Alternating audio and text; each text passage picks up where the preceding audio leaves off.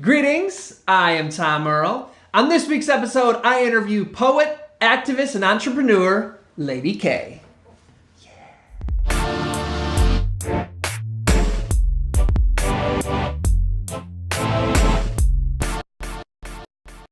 Greetings, I am Tom Earl, and this is my year of grace. We know you could be anywhere, so the fact that you are here today sharing your greatest gifts, your time and energy means the world to me. I hope you know that in this moment, you are loved and appreciated just as you are. As you can see, I have an amazing guest. She goes by the name of Lady K. What's up? What's up? How you doing? Thank you so much for joining me here in person all the way from Florida. Right? It's amazing. It is like spectacular. Like, oh my goodness, I'm so happy to be here. Me too. It's so fortunate just to see you in person after just a long absence. Yeah, 6 years. 6 years. Alhamdulillah. Alhamdulillah. God is good. Mm-hmm. You mind if I read your bio so the folks out there who don't know can get to know? No, absolutely. Okay, let's do this. Lady K is a fourth-year student at the University of Florida. Is this where you do is that this? Yeah. Okay, she's doing the gator sign for those listening. There it is. Right here. Double majoring in African American Studies and Political Science with a specialized track in International Relations and a minor in Arabic. Dang, we're one sentence in. This is already dope. Upon graduation, she will attend law school. On campus, she is active with their school's competitive policy debate team. Lady K is a published author, national award-winning writer, public speaker, and civil rights activist. By combining her passion for words and policy, Lady K continues to seek solutions to bring about sustainable peace domestically and abroad. That's what's up. Thank you. Alhamdulillah. A bio can only capture so much. What does your bio not tell us?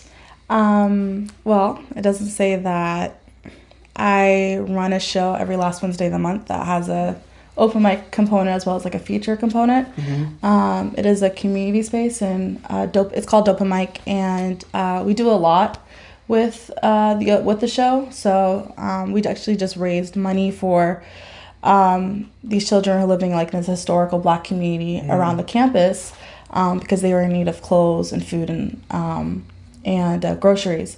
So I was able to raise a lot of money during that night, and it was the coldest night of the year. It was actually the year of the polar vortex. So it was freezing out, but the night was packed with 200 people plus. Wow. And they came out with their blankets and everything. Dang. So I'm really fortunate and proud to head Dope Mic because it is definitely like a communal space. There's no cover, so anyone can come perform on the mic, and it's been such a place of healing for a lot of people who come to the space. And we also given out scholarships in the past and done poetry contests, and just did a lot of great collaborations, not only just with the community but with people on campus as well. So for those who don't know, but I do know, it takes a lot of work to run a show. Oh, it does. It takes so much work. You have to come out one day just to see my show, but there's just different components. You have to say the rules of what's going on. Respect the mic rule. One of the things that makes Dope Mic so special is coming to our space. We make the crowd say, "I come to understand," while being fully understood. So that just kind of settles the night, and we do a pop-up show in the beginning. Wow. Because it's definitely have influences off of Black on Black crime because we are kind of headed under them. So, so it's a really nice space. What are some things you've learned about yourself running this? I've learned that I can influence people on stage and off stage. I've learned that I can provide someone with comfort through the arts, and that I can teach through the arts as well. I've learned that there will always be a need for the arts. It's necessary as breathing and water is, and it's a different form of education that you really can't get within like a drier setting. So those are some things that I've learned. When did you first discover that art was like breathing? Ooh, at a young age, I would say I was 7 years old, writing for the first time, and I learned that writing could be therapeutic at 9, when my father went away for life, and I learned it again at in high school. So just different stages. I feel like my relationship with art is always developing as I get older, and that it catches me at different stages. So that's awesome. Yeah. How do you remember that 7 at 7? At 7, I have a lot of memories of, just wanting to create and do things. I was also like involved with my school's African dance troupe. I went to an all-black elementary private school in Colorado. And we were called the Watotos, and I was a drummer and a dancer, and we used to perform all over the city, would just book us. And I would do all these West African dances, and then I was also really involved with poetry and short fiction writing, and I keep all my work. So I saw like some of my writings. I usually go over them like, wow, Kalima, you did this from a young age. So, yeah. And how do you feel that poetry and being someone who's expressed themselves since such a young age, how has it shaped who you are? It's like breathing. I feel like if I didn't have poetry, if I didn't have my words, I wouldn't be as confident in speaking. A lot of people don't know this, but I have a speaking problem. So writing and performing helped me to mitigate that. And then it's also helped me like cope with the struggles that I go through, like with my own family, with being Muslim and having to like flee 2 cities, move from Seattle to Denver because of all that. It's helped me like cope with my father, who went away to prison when I was 9. Helped me with like some of the things that are going on with my mom and her relationships, and then just me like personally. So it's always kind of like been there for me, like a mode, and it's always been like very therapeutic, and just a source of, if anything, I can always turn to writing, so. How come writing as opposed to drawing, or you said you did dancing or singing, or how come writing? I think it has to do with just words. When people look at words, they just see the word itself. When I see a word, I see a picture in my mind. I see a way in which I can tell a story. And I feel like that just the spoken language is just something that's, it's like a puzzle. It's something that, you can always like put together and break apart. I love breaking apart and creating and forming new words, and just being able to play with it. So that's why I like writing always was always like called to me, and I did figure like at a young age, now that I'm looking back, that I did experiment with other forms of art. It's just that writing was the one that stuck with me, and then also kind of like has to play with just reading so much. Like reading in my family is very heavily encouraged and asked of.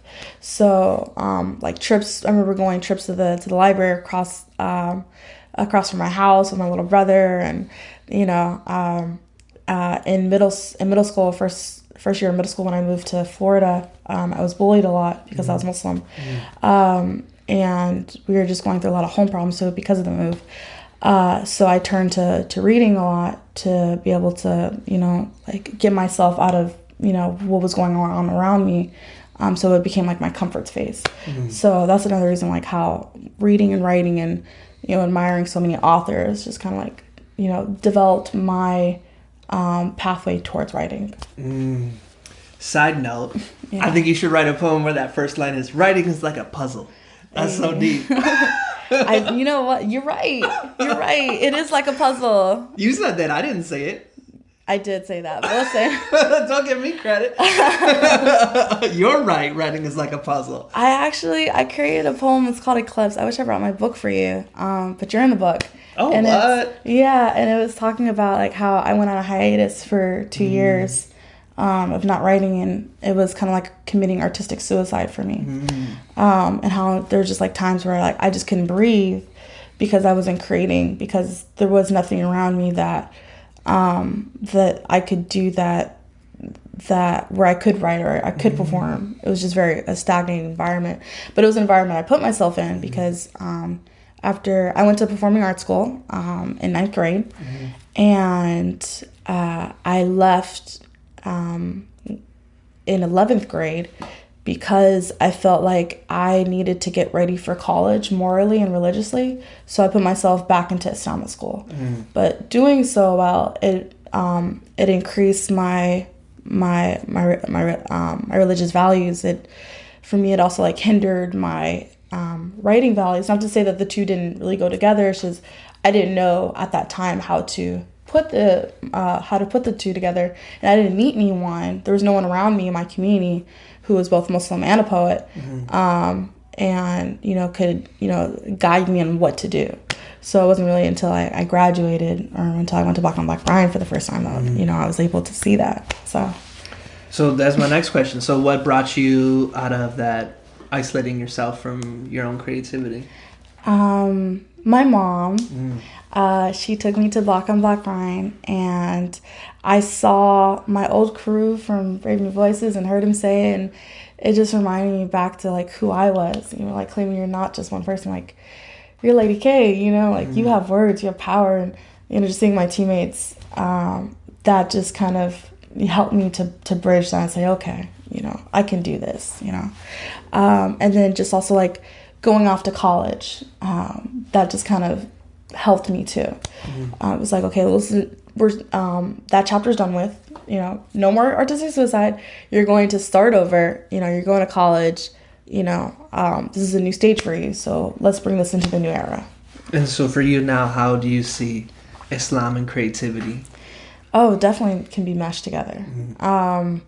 Islam, actually, a lot of the Islamic civilizations, they brought art and they further advanced calligraphy and writing and, just in forms of different artistic modes, even before the European Renaissance and their golden age. Islam had its golden age.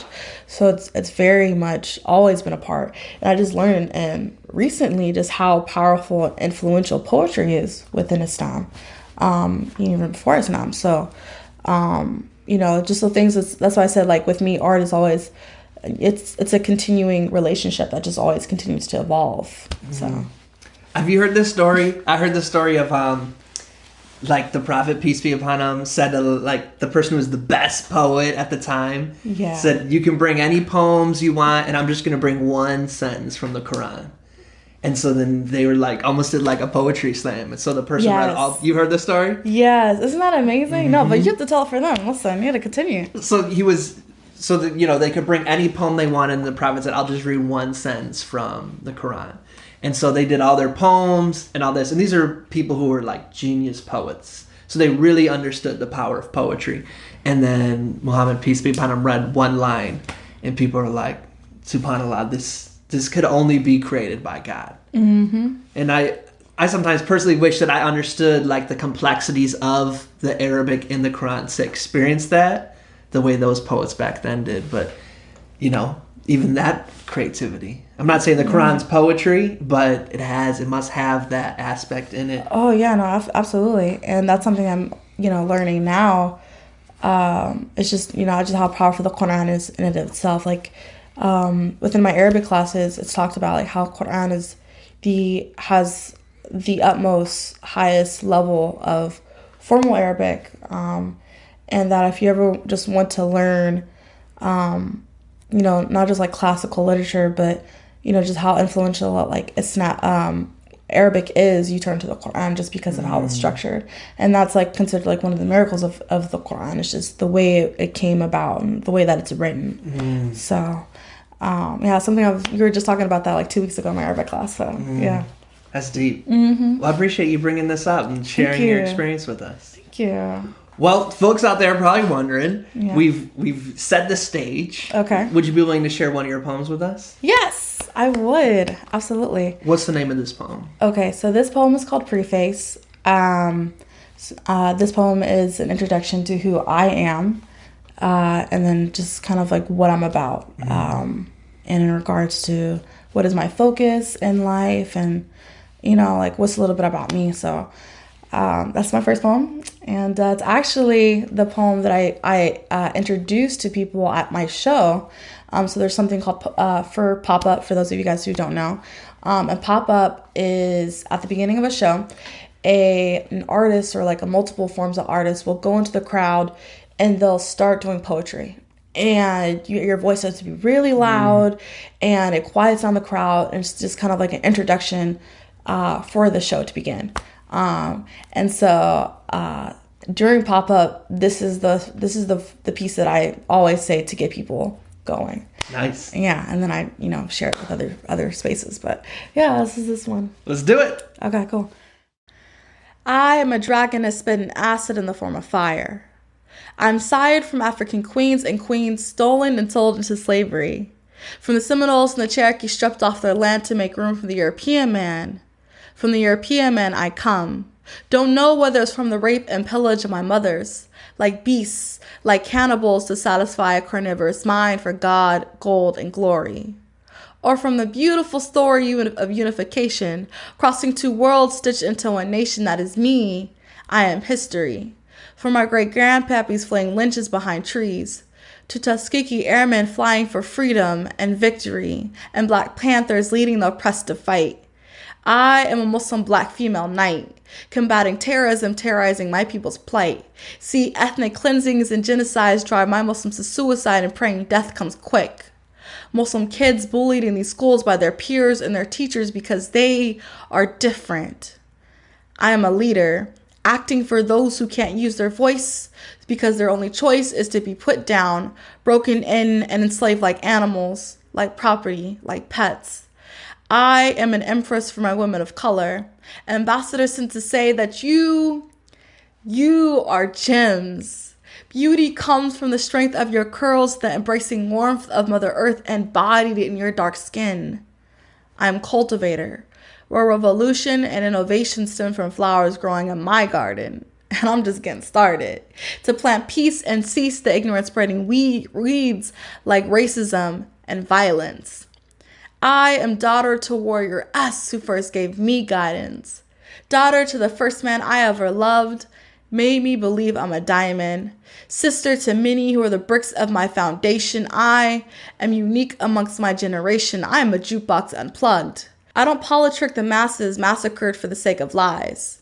My name is Lady K, and if you haven't heard, I slay with my words and my actions. This poem is dedicated to who I am and what I do. So let what I spit be spoken as truth, and watch me begin to slam. Yes! I can see why you'd pick that poem to be your pop-up poem.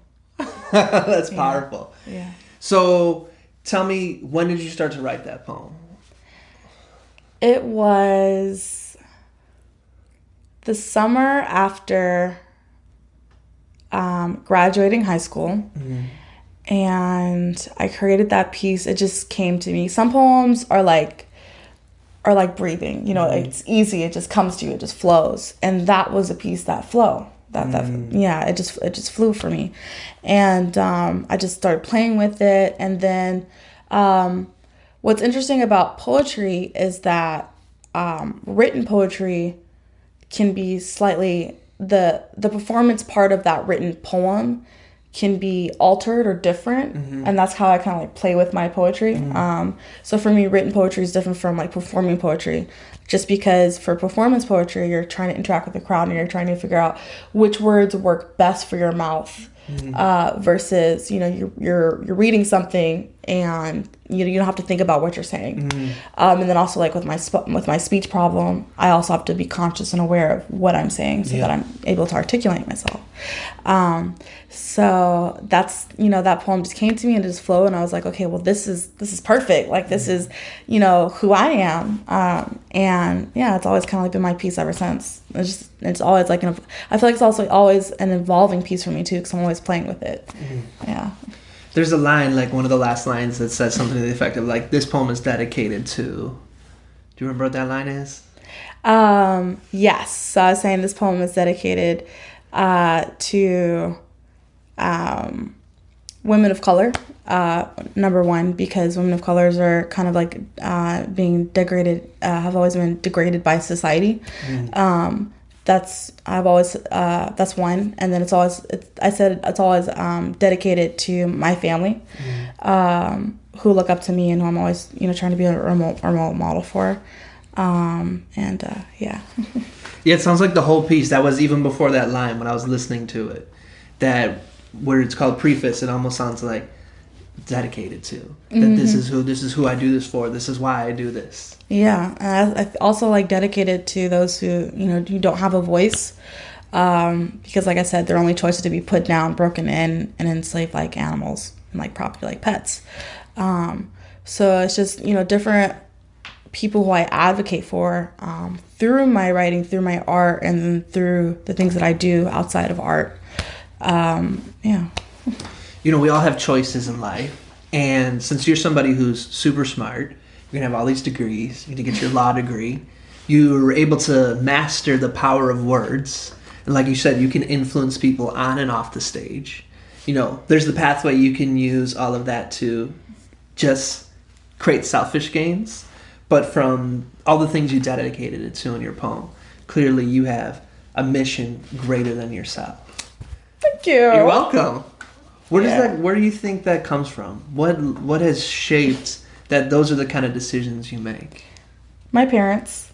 I come from a family of activists. Whether they did it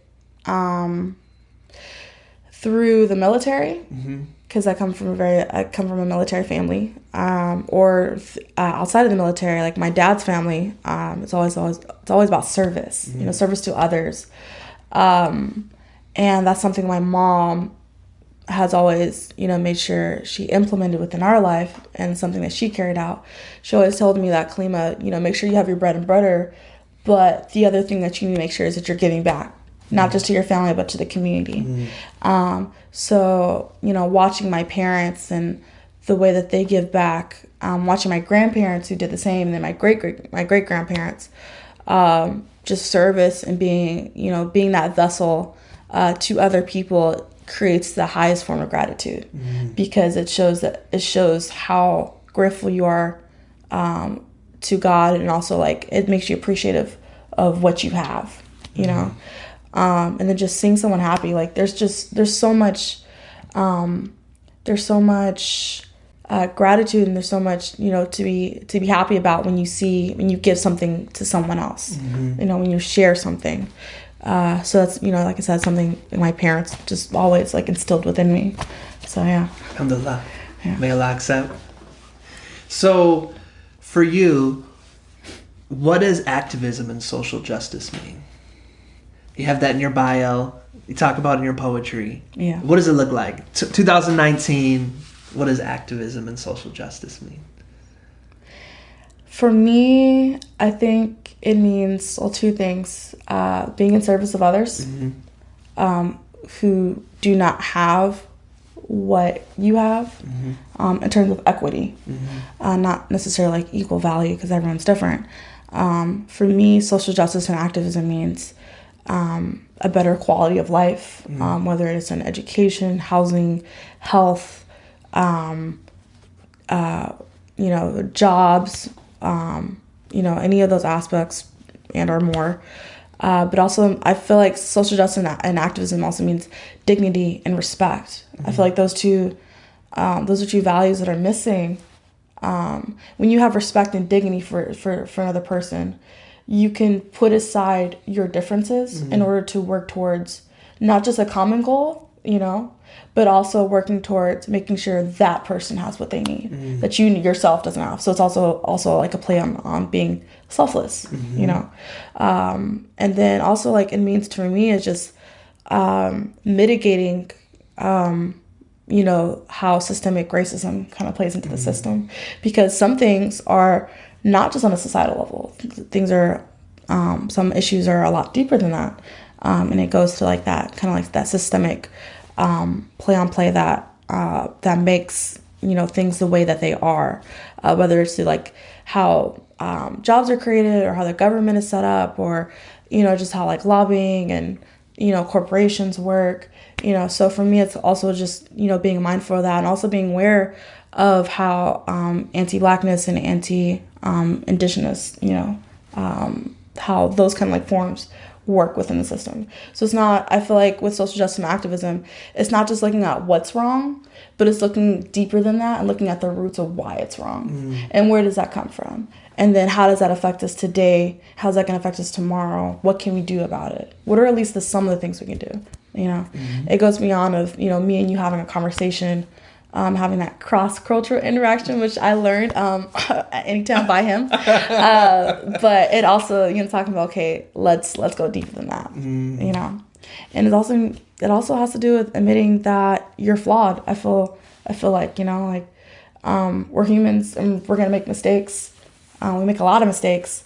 And so when you're pursuing social justice and activism, it's also being aware of the biasness and the cognitive biases that you have yourself that could prevent you from achieving that goal, because it's not something that's in your interest. I feel like the most selfless thing that you can do is do something for someone else that has nothing to do with with what you're doing, And, that's also like hard for Black people, I feel like, who are fighting, because there's just so many issues that it's hard to focus on someone else, when you have so much going on internally. And that's okay. There's different forms of activism. One isn't necessarily better than the other. It's just kind of like finding your mode and what you're about, and then, committing yourself to that. So, yeah. So another, demographic that it seems like our culture likes to talk smack about is young people. So what do you feel is the misconceptions people have for your age demographic? There's so many. 1, we don't know better. 2, we don't have enough experience. What is that old saying? It's an old Black saying. It's, you don't got a pot to piss in, let alone a roof on your head. What you doing having, opinions out of your mouth? The whole children, are supposed to be seen, not heard. Yep. Those kind of like, those kind of cultural, stigmas that or expressions. I feel like that kind of plays into, and it's like, well, you don't know no better, And one of the blessings of Islam is that Islam teaches you to not do that. There was a 17-year-old boy who led the armies in Islam, and there was so much other people who were higher than him, but he was chosen because of his skills and because of not because of his age, but what he had to bring. So I think that's like one lesson that I hope people to learn. And I feel like some of that's been kind of successful, just seeing like how influential our youth are, that they actually have a power and they have a voice, and it's through programs and it's through organizations like Anytown, like Brave New Voices. It's through grassroots organizations and movements like the movement against stopping gun control after that incident happened in South Florida with the shooter coming and shooting up all those children. So it's movements like that, like March for Our Lives, and it's just people just speaking up and saying, no, we have a voice. And I feel like social media definitely has helped in that progression of us having a voice, because how it used to be, actually, young people have always been leaders in their communities. It's just that I feel like they're getting heard more, and that there's more support for young people. Especially, I would say there's more support for young people of color, because back in the day, during the 1960s, the 1970s, those young people who were leading the movement, they were who are people of color. They were labeled terrorists. They were shot at, they were bombed at. If you look at the SNCC movements, the Black Panther movements, civil rights, they were doing the dang thing, but there was not really necessarily any support for those young people. But now I feel like there's more support for young people to use their voices. And like I said, it's because of the grassroots movements and because people are speaking up, and, it's because of organizations and, community involvement. So who's supporting? I would feel like community-wise, I feel like there's a lot of more elders supporting young people within the community because they know and they understand the power in which they have. I don't really have like any other, kind of a, what's it called? I don't have any other, example. Well, I would say like the March for Our Lives movement. There's a lot of people like in Congress who are supporting their movement. Yeah.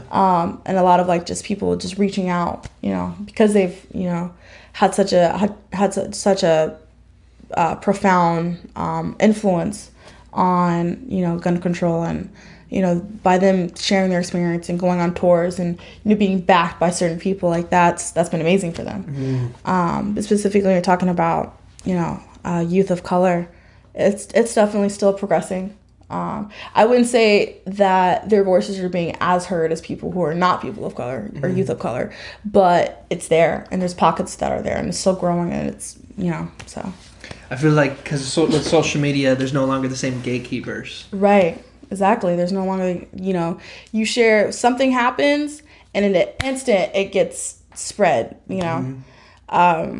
It's amazing, to be honest. Like there was, for example, during the March for Our Lives, there was a lot of people who were, having pushback and telling these kids that you don't have a voice, that there's no room for you here. And their message, their tweets and got called out, and their interviews got called out. For another example, there is this young Muslim Iranian woman who she's like 22. She's a fashion designer, and she went on an interview, and instead of the anchors asking her questions that are about her and what she's doing, they asked her, what do you think about the Iran nuclear deal? Oh my God. Right. And she's like, I'm here to talk about me. Like, and he's sitting here asking her, what do you think about nukes? And what do you think about, politics? Totally ignoring who she was. Wow. But it was because of the power of social media that spread like wildfire. We wouldn't have heard about her struggle, and we wouldn't have heard about her. It wasn't for like social media platforms like AJ or, write about this now or see this now, platforms like that. So yeah, that's just the power of social media. Even if things still happen, because they're always going to happen, at least we're able to see and we're aware of it. Yeah. So yeah. That's wonderful. Well, would you mind sharing your second poem with us? I would, yes. What's this one called? Okay, so this one is called Slavery Hidden in Statistics. It's about the slavery that's kind of hidden within mass incarceration, number one, the school to prison pipeline. It talks about family, and it talks about my mother trying to mitigate the effects of mass incarceration for my family. My father went away when I was 9 years old because he had received bad legal counsel, and because he was also Black. So that kind of like played into it, and also because he was Muslim. So there's a lot of just like factors that kind of played into my father, but he went away with life with no parole. And so, it was really difficult for my family. And it also talks about like how absentee fathers, and how when a father is absent, what does that look like, or how does that affect children of color, specifically Black children. So I kind of like talked about that, and how my mom was strong enough to raise us above that, and to nurture us past those kind of statistics that affect other Black children, because they don't have that kind of like role model, like that male role model in their lives, or because something happens because of those issues like mass incarceration. So sounds like powerful. Let's do it. All right, cool. My mother is a warrior-ess. God blessed me with her presence. Her very essence kept me and my siblings from being a statistic. Single mother of 5. 4 fathers did drive-bys in our lives. Mine sent to prison for the rest of his life for a woman shacking up with some other guy. I was 9 when my father chose slavery. 9 children, 6 sons and 3 girls left behind. Assigned and split amongst 4 women forced to play both mother and father because of his decision. My father made me a statistic. My little sister's father made her a statistic. See, black girls growing up without patriarchs marks black girls easy targets for sharks because all they want is love in that deep dark sea. All they want is to call someone daddy, but the daddy they swap tongues and touches with are thieves stealing gems and purities and pimps selling black girls into another type of slavery. Like fathers, like daughters, the cycle of footstep never ends, but my mother kept my mind and my body from being bought to the highest bidder. She protected my little sister from her father, sewing and stitching himself in and out of her state of mind. I call him the Pied Piper, worse than my father in chains because this one likes to pipe pain, pipe cocaine into her system to make her addicted to see him. Just think about him and the drug of fatherhood he offers. And if my mother let her, my little sister would follow her father, the Pied Piper. But my mother took a sniper to his behind, shot and piped poison up his veins to make it real clear not to come back again. My mother is a warrior-ess, commander-in-chief shaping 3 sons not into soldiers, but into generals and leaders. My mother kept my brothers from being a statistic. See, black boys growing up without patriarchs marks black boys easy targets for sirens and sharks because all they want is a father to look up to. All they want is to walk in their shoes, but the boots of their fathers are made of deceit, dishonor, and lack of loyalty to responsibilities and families. Another type of slavery in which the slave master and his system profits. Like fathers, like sons. My mother kept my brothers from selling their own souls to the highest bidder. She gave them a purpose to profit and to prosperity. She groomed them with religion to establish clarity and sincerity. My mother made her children rise above the slavery hidden in statistics without forgetting where we come from. From slaves to sharecroppers to suburbia, I don't forget where I come from and all those who hung for my freedom. I don't forget the different slaveries still out there, waiting for black boys and black girls to choose nooses and chains. My mother was a warrior-ess. Because of her, we beat the statistics. Because of her, we won our freedom. I feel like it deserves way more than one hand. That's powerful. Thank you. Your mom's badass. Yeah. Yes, she is. Yes, she is. If you're watching this, Mom, which I know you will be, tribute, You're amazing. Yeah. And not just to her, but other, single black mothers. Like, growing up in my community is really interesting. Just growing up while being black, you see a lot of other children who don't really have fathers, who just weren't there for them. So, it's kind of like for me, it was a tribute to all single black mothers or just single mothers in general, because it's really hard raising, my mom, 5 children by herself, but just raising any child alone by yourself is, without a village. It's really hard, and they have to put up their own lives just to raise and, raise their children to be good citizens and, make sure that they're instilled with the values. So my mom put a lot off for us. And now she's reclaiming her time because a lot of us are, kind of like out the door. There's only like 2 little ones now. And it's just been amazing seeing her flourish. Alhamdulillah. So, yeah. What's the paradise that's found at the feet of your mother? Yes. Paradise is, like in Islam, we believe that, you can't go to, there's no way you have entrance to paradise if your mom is not taking care of it. She is your number one, main gateway to paradise, like in Islam. Yeah. So have you heard this one where if you were to carry your mom on your shoulder all the way to Mecca? Have you heard this? Yeah. You want to tell it? Oh yeah. So it said in Islam, if you carry your mom all the way on your back 7 times around the Kaaba, and the Kaaba is the holy So holy masjid that's in Mecca that a lot of Muslims, they make pilgrimage every year to go to Mecca and see the Kaaba. But even if you go around the Kaaba, it's really big, by the way, 7 times on your back, it still would not repay what she's done for you. So what that means is that you will never ever be able to repay your mom. Even if she wasn't even there in your life, the fact that she birthed you to this world, you'll still never have, you'll still never be able to like repay her.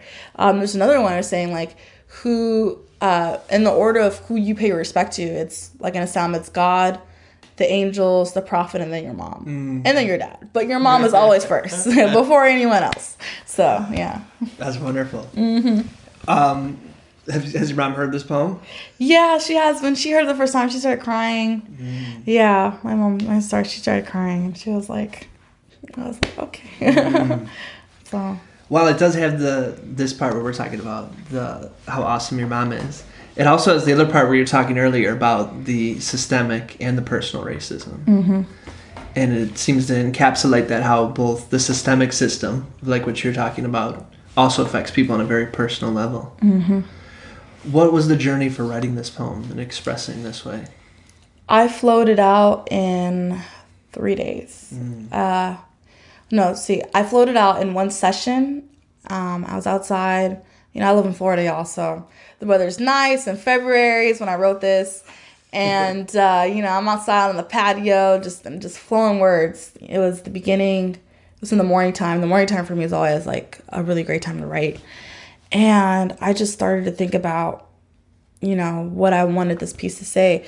One of the things that Tom taught me when I went to him for help in writing poetry, he said, what do you want to say? What do you want to say? And then jot that down. That's the first part, what you want to do.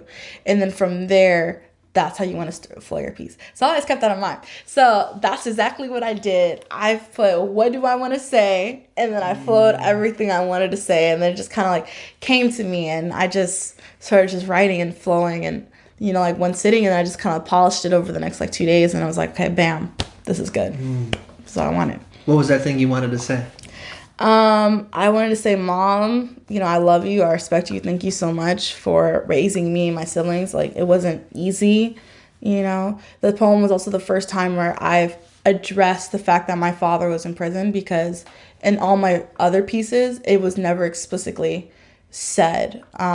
So that was that piece where it just kind of like, also for me, it was kind of like, okay, this is the part where I'm not going to share with everyone else, and it's something I never shared with anyone else before. I never really went so deep and so personal within my own story that it wasn't abstract, because, other pieces I had, but it was always like abstract. It was never like a clear narrative of this is what's going on with me. So that's kind of like what that piece also represented for me too. Well, it's interesting you brought that up, because I have the privilege of having known you and seen your poetry evolve over the past 6 years. Yeah. And so that's what I was going to say too, is that usually when I heard you talk about this, it was abstract. Yeah. Now it's very explicit and very autobiographical. Yeah. What do you think led to that transformation where you felt safe? It was Wally B, actually. It was Wally, because going through Brave New Voices and he taught me so much about like writing and getting out of my own head. He taught me so much about like connecting with the narrative, not being afraid to put your story into the narrative, making it concrete and clear, and doing that through spoken word. He said, like, imagery is great, but like, what do you want to say? Like, what is your story? What's happening with you? So, like being coached by him really meant a lot to me, because it helped me to balance both the imagery and both the narrative itself. And that's like how my poetry's kind of like been since then, since going through Brave New Voices and being coached by him and you. Appreciate that. Yeah. So. Sometimes though you find poets who when they tell their narrative, it almost feels like they're just reopening a wound every time they deliver that poem. Yeah. And like sometimes people do it for the points, sometimes just complex reasons. Yeah. You were talking about how important it is for poetry to be therapeutic for you. Do you find that with this poem as well?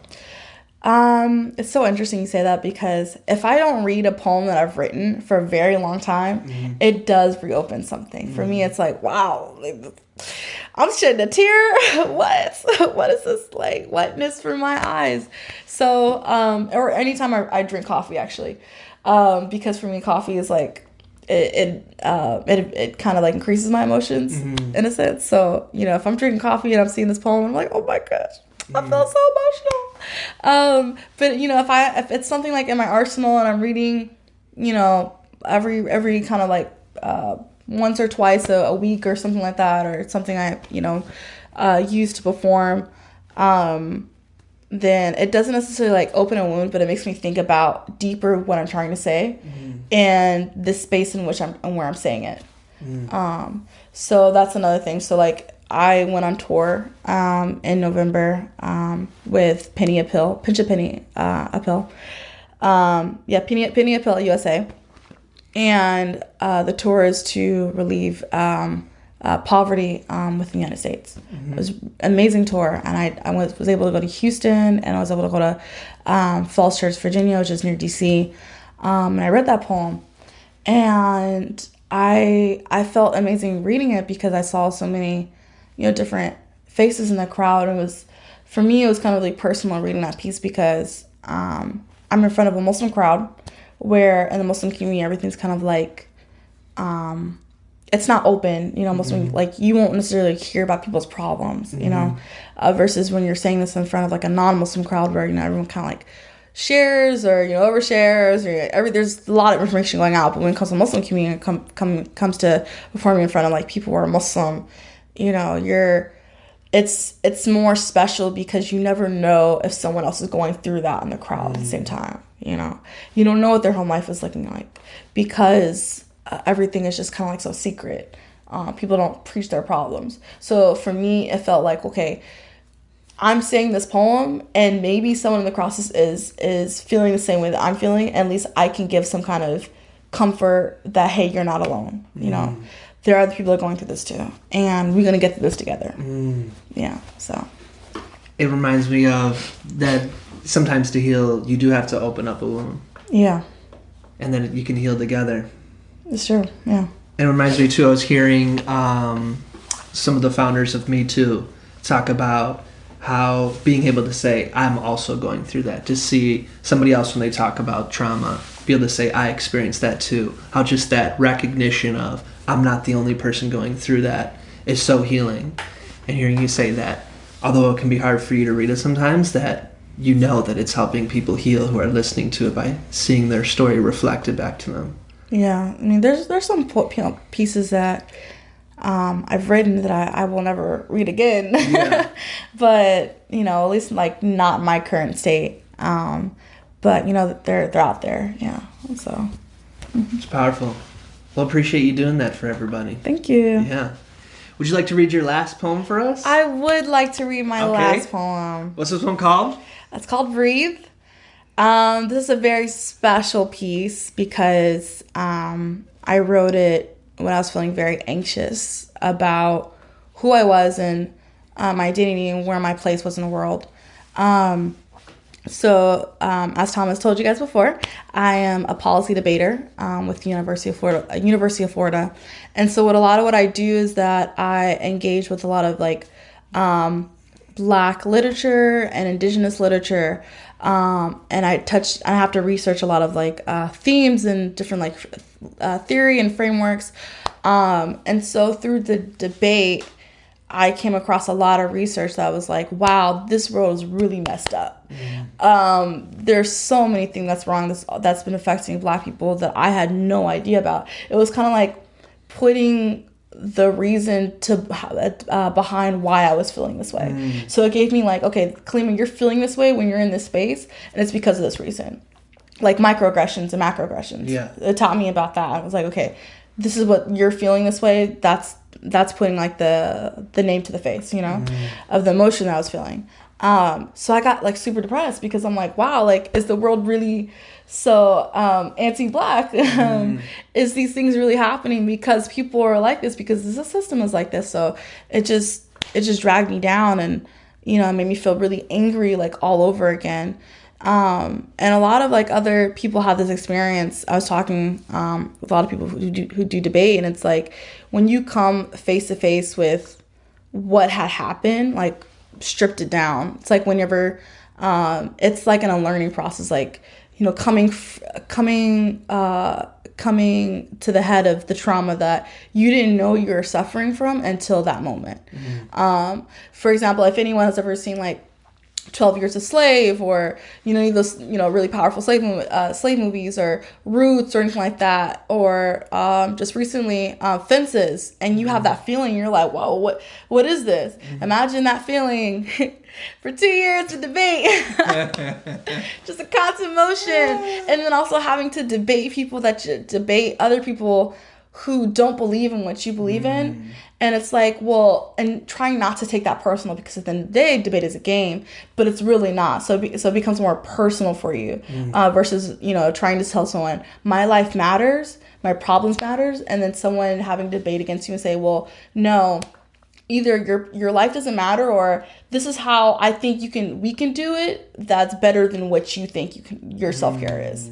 So I get a lot of like that kind of debate. Okay. In the debate space, where people are telling me, your form of self-care is not good. We'll give you one better, and this is why the judge should vote for our form of self-care that we think that you'll do better for. Wow. Too. Exactly. Intense. It's very intense. Imagine someone telling you, no, Tom, this is not what you need to do. Let me tell you about your life. I'm gonna tell you about your life, and I'm gonna do it better. You know, and it's someone that's also been historically in the past oppressed you too. Yeah. You know, you're like, this, you know, and losing from that too. Because sometimes there's lots of times where I've lost those debates because I didn't know how to articulate myself. And it made me feel very angry inside. Because it was like, I know this to be true, but it wasn't good enough for me to get the ballot.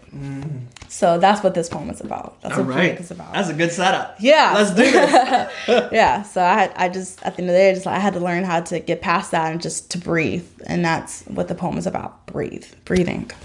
All right, let's do it. Yeah. I am mapped by slave feet chained across seas in order to become profit for my white family. I don't think you guys heard me.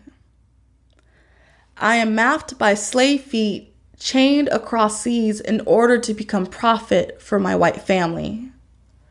I am a dichotomy, forever filling my two-ness, double consciousness split threefold because my blood bank is capitalized on genocide. Cherokee, Seminole, Navajo, Choctaw. My tribes are dissolved and destitute without a map for me to follow home to. I am an orphan, amnesiac. For the story of where I come from, who I am began with King Cotton, commodifying and pimping my mothers on plantations for his sexual and medical experimentation. These white men dominated the black womb to be the slave ship still churning, still feeding and profiteering the land until black women became that land. A forest of giving trees raped for reproductivity, our agency. We are Mohini's pathology. We breed criminology, and we do not deserve justice protecting white women because our pain tolerance is too high and we deserve it. I am my forefathers, criminalized for just trying to make it, just trying to pick myself back up from the state terrorizing my family. Broken minds dive deep into the sunken place. I am their damaged state. I am my father. 11 years he still sits in prison. As a slave captured, he has life with no parole, no rights, no control. And my papa's tragedy is the white girl in my class's fantasy of hashtag stay woke, because she can quote Netflix 13th. She doesn't know there are no handouts for acknowledging what is right and what is wrong.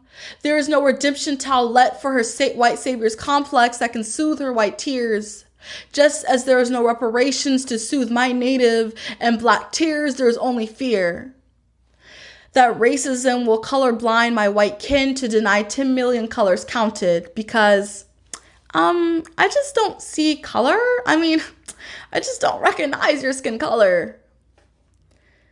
And the more I learn about my family tree, my native and black and white history, the more I am failing, trapped into the academic blackness, and it hurts so bad. Pains me more than white people who sit next to me with glazed eyes, white people who dominated me and dominated my people and claim that they can fix me, fix my disparities, my health, my hoods, my anatomy. I am a diaspora. I am stolen land. I am burnt black Wall Street. I am the tears of the Cherokee. I am lost traditions and tongues forced to never speak. I am depressed. I am anxious. I am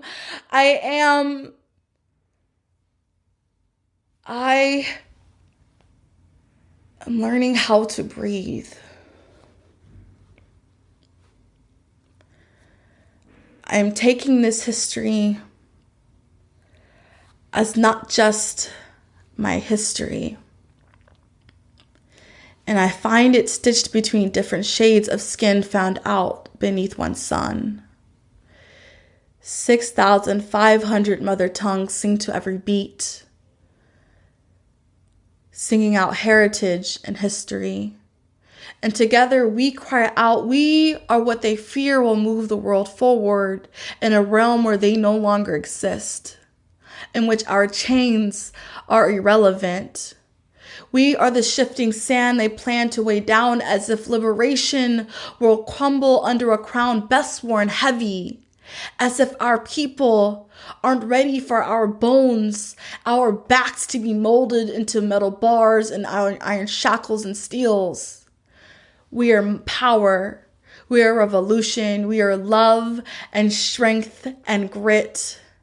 And I, Kalima Shahada Bintu Mustafa Ujama, I'm determined to be who I want to be. And I'm not just trying to make it anymore.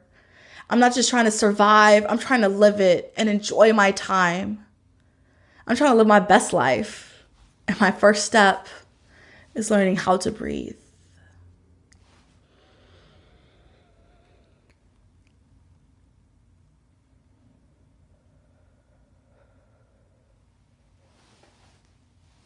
Thank you. Woo! Right. Breathing in on it. Mm-hmm. When you were saying in the beginning, and I heard throughout it too, I heard someone recently say that you can't heal without being able to name. That there's such a power in naming. Yeah. What for you facilitated the process where you were able to breathe through this poem? Talking to other Black debaters, and my mentor, who's also a Black debater, and asking them how did they get through that, how did they cope, and then also asking my professors, like, how did you, when you were learning this, when you're, all of these things were happening, how did you get past the pain and learning in your academic setting? How did you get past that? So, I had some good advice. Like one of my professors, she gave me like this healing stone. It was really nice. And she was like, I go to massages, I do shopping, that's like one of the methods. And then, just being around other people who feel you, that's also like another form of therapy. So, yeah. That's wonderful. Yeah.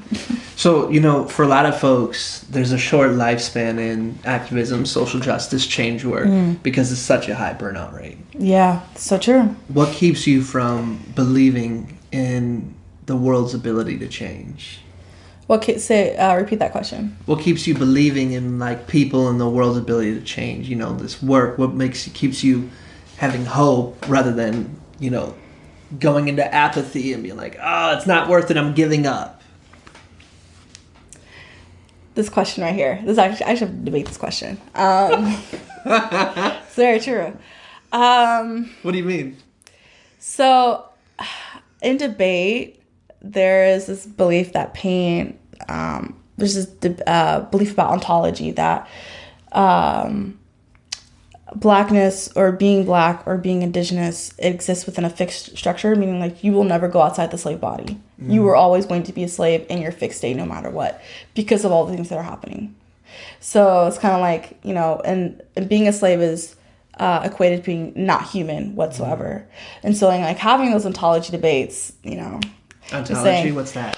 So ontology is a fixed state of being. So for a mode of theory that's always debated and debate is Afro-pessimism. And so Afro-pessimism kind of like speaks to some form of ontology where it says that the black body never exists outside of the slave, meaning that, outside of like slavery itself, because things from slavery still affects you till now, and that the system in the world looks at you as if you're not human, and it does not value you. So your only alternative is to seek modes of being outside of the state and outside of, you know, even though the state is inevitable and even though people are inevitable, you can seek some form of like therapy and healing within not just yourself, but also like within your community too. So, and then Afrofuturism kind of like debates. I was like, no, I'm not a slave. I'm not like in the fixed state of being, you know, even if said that is true. And even if the world is anti-black, there's still modes of being in which I can act, and take my own narrative back, you know? So for me, in answering your question, how do I still, you know, go about, it's number one, self-care, things that make you feel good. You know, you have to take time for yourself, because if you don't take time for yourself, you can't help nobody else. So that self-care is, you know, breathing. It's realizing that, okay, even if these things are true, right, I still have to move on at the end of the day. I still have to be productive and at least mitigating some kind of harm for someone else. Because at the end of the day, I also feel like being Muslim has helped me in this as well. At the end of the day, like, it's not about what oppressions I've experienced in this world, but it's about how am I dealing with those oppressions and what my Lord is going to ask me, and how I helped others in spite of these impressions. It's about how was I able to move on? How was I able to believe in the oneness of God? How was I able to do these things, you know, and still, you know, at the end of the day, when I'm dead and I'm being asked about how did I live my life, you know, I'm not going to say that I lived my life where I just laid down and I died, you know, because these things were happening, or did I live my life be saying, okay, even if these things are true, I still got to make sure that kid in the inner city is having the best public education that he can have as those white kids in the suburbs, you know. It's okay, even if, you know, the legislator and the Supreme Court are going to rule all these laws that are doing all the civil rights work that was happening in the 1960s, that work still got to get done. I still got to make sure, you know, that there is at least some kind of stop to that, because, you know, like, it's like my family says, if you don't stand for anything, you'll fall for anything, you know? So for me, it's kind of like, okay, even if these things are true, you know, like, I can still seek therapy within me, my family, and my community. You know, I can still do things that doesn't need the state's help. You know, you don't need the state to be able to build a library or, you know, like, give people resources. I mean, like the Black Panther, they had free medical care and system. You know what I'm saying? Like, there are things that you can do that doesn't require like a roadblock, you know, because there are a lot of roadblocks, but there are things you can do. So, yeah. That's what's up. Yeah. I feel like I should have asked you way more questions about all these debate terms. That sounds so interesting. It's so interesting. And I'm still learning. There's so much. It's just so much like theory that sometimes you get boggled down into it. But when you're able to connect it, I feel like that's what I love about debate, and what I've found within people of color who debate, is that our application of debate happens outside of realm. And so there are so many good Black debaters and Indigenous debaters who apply that work outside. Like there's a lot of like youth urban debate leagues that are happening around the country, and I was started by debaters because they're like, hey, these kids need this. They need to know why they're feeling this way. They need to know how can they counteract that in their own life, and how can they teach that to others.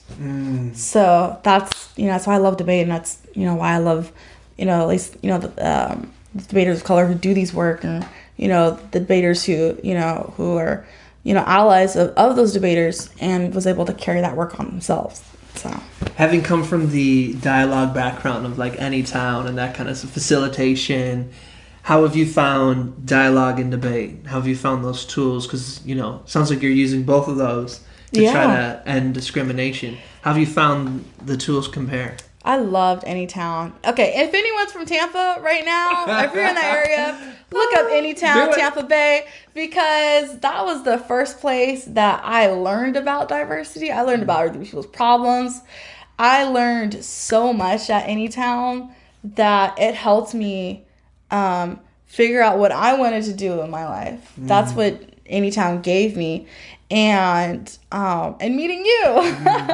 I saw this is the first time I met this man, by the way. He was hopping on cars, just acting a straight fool, but he was doing it for the kids. He wanted us to get hyped about this week-long, intensive program that teaches you not about just yourself, but about others, and loving others, and and being respectful and advocating for others on their behalf. So so like that kind of like experience kind of was like, okay, wow. Not only does other people need to do this program, but this program has helped me see that like I need to do something, like I can't just be, selling my plates or whatnot on the side. Like I need to be able to engage with others outside of the Muslim community. I think that's what kind of like it helped me. It helped me be inclusive and realizing that other people outside the Muslim community still need help. That's what it kind of like did for me. And then being involved with debate, and also like when I came to campus at first, I was an ambassador with the Multicultural and Diversity Affairs Department, specifically under the Black Affairs Department. So being a liaison for the campus and being able to like to go through the spaces and be an advocate on the behalf of people who are Black and people who are people of color in general, and learning things like allyship and terms like, okay, these are the pronouns that people prefer. Learning about other people is just an amazing experience. So everyone should do this. Yeah. One last Islamic story, and if you know this one, jump in on me. What you were saying before about how even if all this bad stuff's happening, you still have to strive. Yeah. It reminds me of the olive tree story. Do you know this one? You tell me the story. If you know, though, jump in, then you tell it. So olive trees take, I think, like 100 or so years to grow. I could be wrong on that, but it's many, many, many decades. At the least, it's like 50, where if you take an olive plant, it takes tons of years. And so the Prophet, peace be upon him, was saying that even if you hear the horn that signals that the end of days have started, and you are bending down to plant an olive tree, even if the world's going to end tomorrow, still plant that olive tree. Wow. And so it speaks to the, like, even if the world would end tomorrow, we're still called upon to our very last breath to give back to this world, to plant seeds, to make the world a better place. Wow. That's what reminded me of what you're saying. Yeah. Yeah. And for those who are listening as well, I just want to, be very clear. That was my story and how I decided to, live my life. It is a-okay if you feel like just getting up in the morning is just enough for you. That is a-okay. Just doing what you can to survive, that is a-okay. And I don't want anyone to, think that, that's not like, that's your form of self-care. That's your form of therapy. And, and that's okay. Like, not everyone is activists, and that's okay too. Yeah. Not everyone can go hardcore, can do that kind of work, because it's a lot, it's a lot to put that energy in. So I just want to make sure everyone, knows that they're just different forms of self-care and different forms of activism and different forms of standing up, and and it's okay to have those kind of different multiple like platforms to which you decide to live your life. So, well, I hope this interview right here, this is a time capsule, so that a couple years from now, when you're going into public service, maybe senator or president, vice president, whatever it is. It's the president, y'all. It's a time capsule that we can look back and be like, even right now, we saw that greatness ahead of you. Because you're doing so many things. Thank you. You know? Yeah. So into the law degree, like I can see the whole connection even with you talking about debate.